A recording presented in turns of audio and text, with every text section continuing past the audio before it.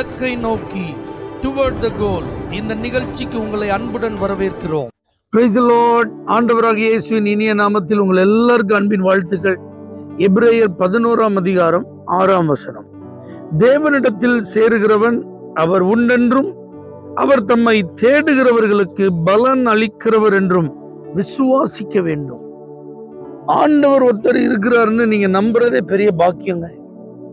அது மாத்திரமல்ல, அவரை நீங்க தேடினா கண்டிப்பா பலன் கிடைக்கும் என்பதில் சந்தேகம் இல்லை. இதுலலாம் உங்களுக்கு டவுட் வரணும் அப்படிங்கிற தேவையில்லை. பில்லி கிரஹாம் அவர்களிடத்தில் ஒரு நாள் ஒரு பெரிய இன்டர்வியூ. அதுல கேட்டாங்களாம், கடவுள் இருக்கிறார் அப்படிங்கிறத உங்களால நிரூபிக்க முடியுமா? அவர் சொன்னாரா, என்னால அதை நிரூபிக்க முடியாது.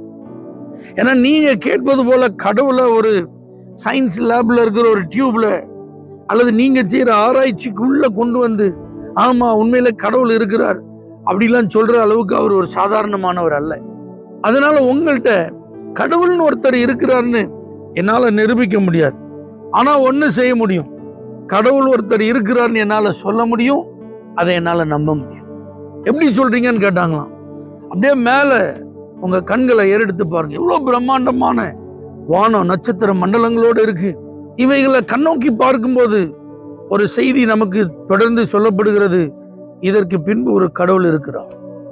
அப்படி இந்த இயற்கையெல்லாம் நீங்க சுத்தி பாருங்க, எவ்வளவு அழகா வடிவமைக்கப்பட்டிருக்கிறது. இந்த இயற்கை நமக்கு ஒரு செய்தியை சொல்லுது, இதற்கு பின்பாக ஒரு கடவுள் இருக்கிறார். எதுக்கு வெளியே அங்கங்கன்னு பார்த்துட்டு இருக்கீங்க? உங்களுக்குள்ளே ஒரு மனசாட்சின்னு ஒண்ணு இருக்கு.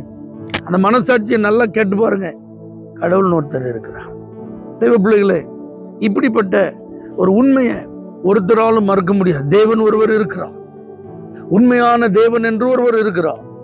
இப்ப கேள்வி என்னன்னா, யார் அந்த தேவன்? அதுக்குதான் அந்த பைபிள் சொல்லுது, அந்த தேவன் யார் என்பதை வெளிப்படுத்தும் சத்திய வார்த்தைகளை இந்த பைபிள் மூலமா அறிந்து கொள்வதற்கு வாய்ப்பு இருக்கு.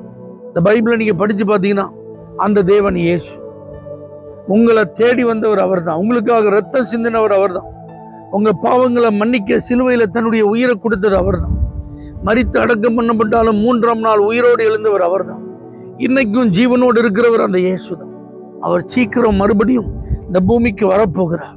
ஆகவே இந்த இயேசுவின் மேல யாரெல்லாம் நம்பிக்கை வச்சு இயேசுவேன்னு சொல்லி அவரை தேடுறாங்களோ அவர்களுக்கு வேண்டிய பலன்கள் எதுவா இருந்தாலும் அதை அவர் கொடுப்பதற்கு இன்னைக்கு உண்மை உள்ளவராக இருக்கிறார். அப்ப இந்த விசுவாசம் ஆண்டவரை ஏற்றுக்கொண்ட உங்களுக்கு அதிகமா இருக்கணும். ஆண்டவர் அறியாதவர்கள் இன்னொரு பக்கம் இயேசுவை தேடி அவர் ஆலயத்துல போய் ஆராதித்து கையில பைபிளை வச்சு வாசிச்சு ஜெபம் பண்ணி வாழ்ந்து கொண்டிருக்கிற உங்களுக்கு ஒரு நாளும் டவுட் வரக்கூடாது, கடவுள் ஒருத்தர் இருக்கிறாரோ, அவர் இருந்தா ஏன் இப்படிலாம் நடக்கு, அவர் இருந்தா ஏன் இப்படிலாம் நான் பாதிக்கப்படுறேன், அவர் இருந்தா ஏன் இந்த மாதிரிலாம் கஷ்டம் எனக்கு வருது, அவர் இதெல்லாம் பார்த்துட்டு சும்மா ஏன் இருக்கிறார்? இல்ல, ஆண்டவர் ஒருத்தர் இருக்கிறாருங்க. நீங்க படுகிற கஷ்டம் அவருக்கு தெரியும். நீங்க இப்ப எந்த பாதையில போயிட்டு இருக்கீங்க அப்படிங்கறத அவர் பார்க்கிறார். அவருக்கு தெரியாதது ஒண்ணுமே இல்லை. இப்ப உங்களுக்கு தேவை, இந்த தேவன் ஒருவர் உங்களோடு இருக்கிறாருங்கிறத நீங்க நம்பணும்.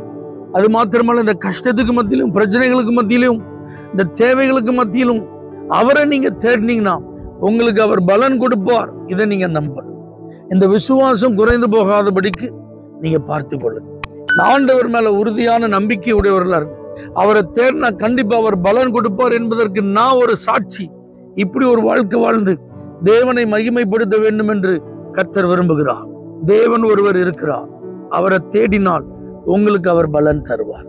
ஆண்டவரே, நீங்க ஜீவனோடு இருப்பதை யாரெல்லாம் விசுவாசிக்கிறாங்களோ அவர்களுக்கு உம்மை வெளிப்படுத்துவீராக. இயேசுவின் நாமத்தில் பிதாவே, ஆமென். For prayer contact Pastor J.